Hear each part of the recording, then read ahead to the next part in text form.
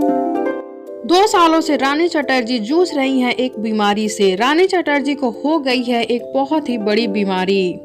अभी 2 सालों से रानी चटर्जी इस बात को सबसे छुपा कर रखी थी और दर्द में मुस्कुरा रही थी। और अभी रानी चटर्जी खुद अपनी बीमारी के बारे में सोशल मीडिया पर खुलकर बताई है। रानी चटर्जी को कौन सी बीमारी हुई है, जानने से पहले वीडियो को लाइक कर लीजिए, चैनल को सब्सक्राइब कर लीजिए। वीडियो पूरा देखने के बाद इसे शेयर जरूर करें।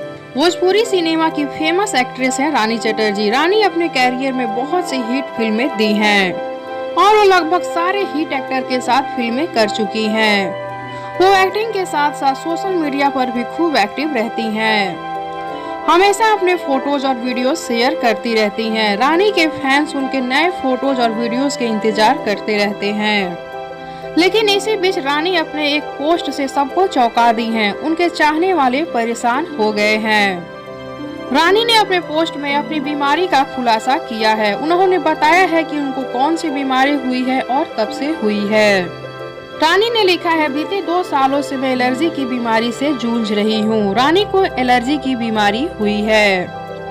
रानी ने कहा है, ये बात मैं अभी तक किसी से भी शेयर नहीं की हूँ। मेरे लिए दर्द में मुस्कुराना आसान नहीं होता, लेकिन फिर भी 2 सालों से इस बीमारी को सबसे छुपाकर, अपना दर्द छुपाकर सबके सामने हंस रही हूँ और काम कर रही हूँ।